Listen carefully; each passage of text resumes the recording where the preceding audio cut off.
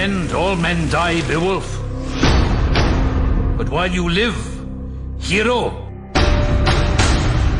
your legacy is yours to build. Every hero fights for a name. What are you?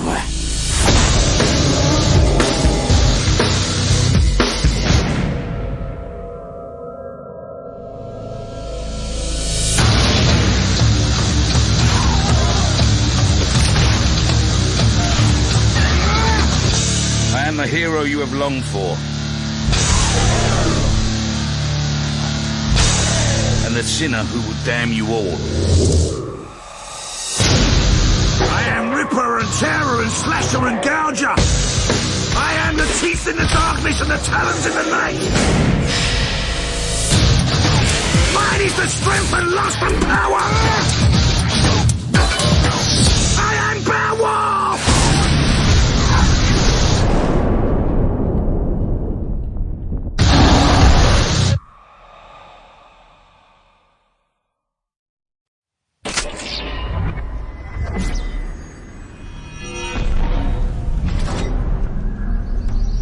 These were difficult times, times of change. Throughout the old continent, raging like fire across the globe, nations fell, and empires were born. And thousands of men, whether driven by great ideals or by utter desperation, seized arms and charged towards glory.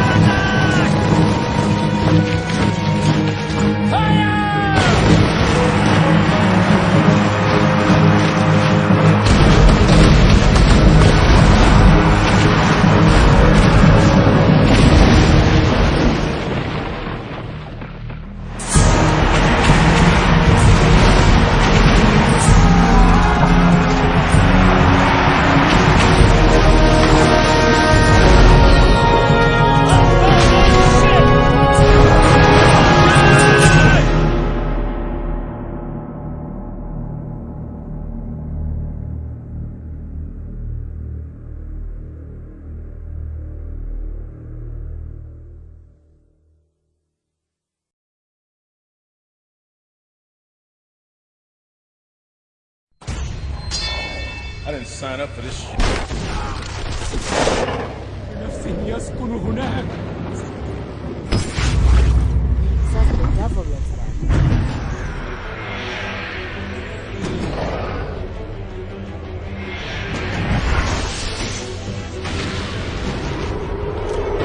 Are you serious? Do we know about this?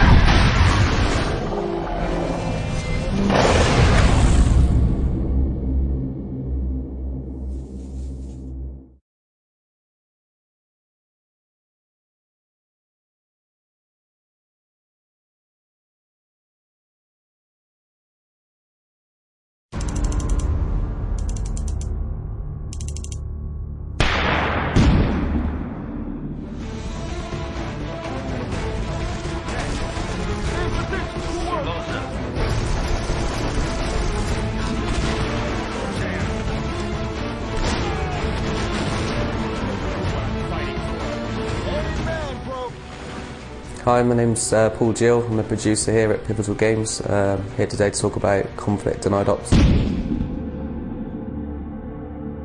So the first thing you're going to notice is we've now gone for a first-person camera viewpoint. Keeps the player tied in really close to the action, but we stuck with the third-person viewpoint as well. If the characters are interacting in the environment, the camera will come out and see that. Another key difference is we've got no squad or inventory management.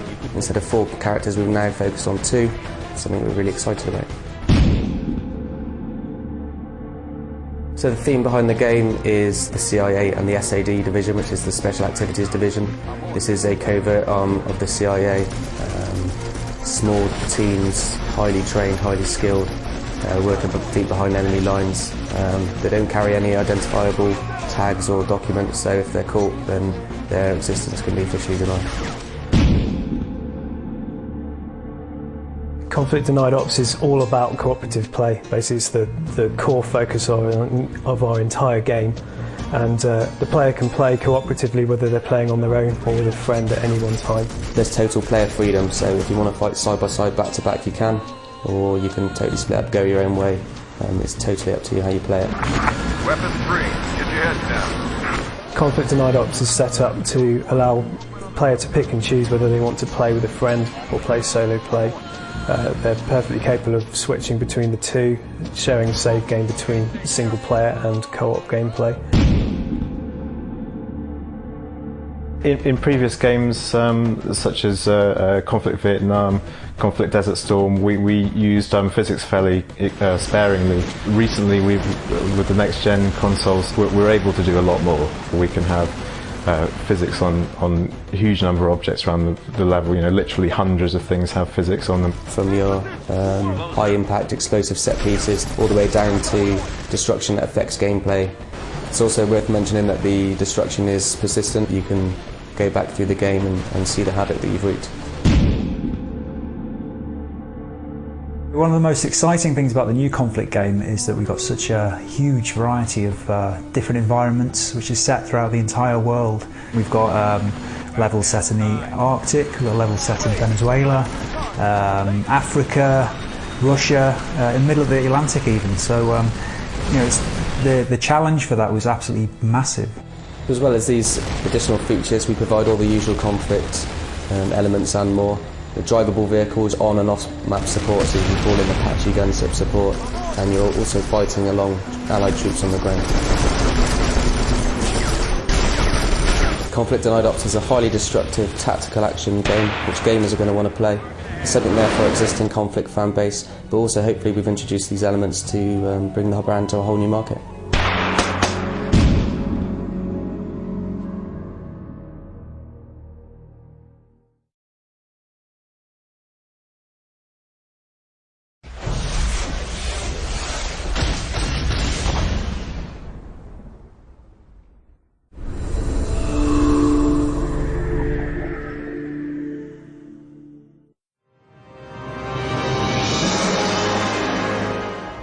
Good afternoon, soldier.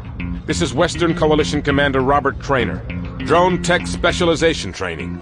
The Drone Tech role grants operators access to some of our most advanced technology. The backbone of our drone fleet, the MQ-38 Hunter tilt-duct reconnaissance drone, scans the AO for enemy targets and sends location information to all nearby friendly units. The MQ-38 can also be used as an explosive device, although Command has indicated that they would prefer we bring back our recon drones in so-called operational condition. Level 2 operators gain access to the AQ-431 tracked assault drone. Powerful anti-infantry weapon, the assault drone carries a 7.62mm mounted minigun, capable of delivering significant stopping power on the move. This makes it ideally suited to infiltrating enemy positions downrange, clearing a path for your squad. Similar to its assault counterpart, the AQ-432 mortar drone instead carries 4 powerful 60mm mortar tubes on top of its chassis. Not only can this drone eliminate infantry in a large area, it is also able to cause considerable damage to most enemy armored vehicles. Another drone you may encounter is the Red Star Tiger Runner drone. A deadly anti-vehicle weapon, it delivers a powerful C4 ordnance to the most vulnerable part of the vehicle's chassis. Currently, if one of these end up underneath your tank, there's no hope for you and your crew. EMP technology and sharpshooting are currently our only counters to this weapon. Another drone we've seen in the field is a propeller-driven recon drone, similar to our own MQ-38. We have also had reports of a flying assault version being used by the Red Star. Similar to the reconnaissance version, this remote-controlled drone is equipped with small rocket pods, which will deal significant damage to infantry and light to medium armor vehicles. Always remember that while you have a drone deployed, you will be exposed, unless you have worked with your squad to cover your back. Good hunting, Stray Dog.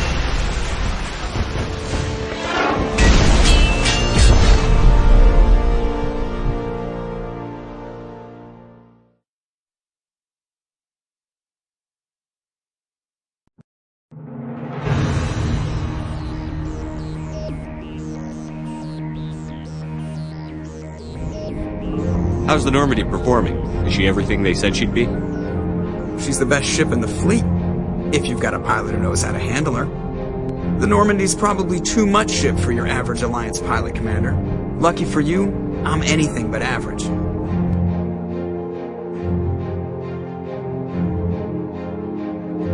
Saving the galaxy from certain destruction? No. But I've had my share of adventures. So that's it. All this time, and that's all I get from you. How can you not see what this means to the Krogan? A Spectre can't answer to anyone but the Council. I think it's about time we told the Commander what's really going on.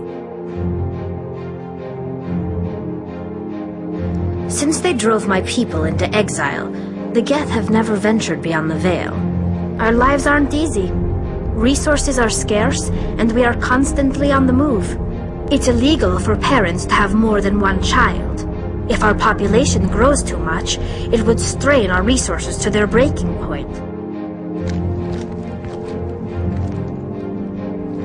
I'm interested in this world we're going to, Eden Prime. I've heard it's quite beautiful. It's become something of a symbol for your people, hasn't it? Proof that humanity can not only establish colonies across the galaxy, but also protect them. But how safe is it really?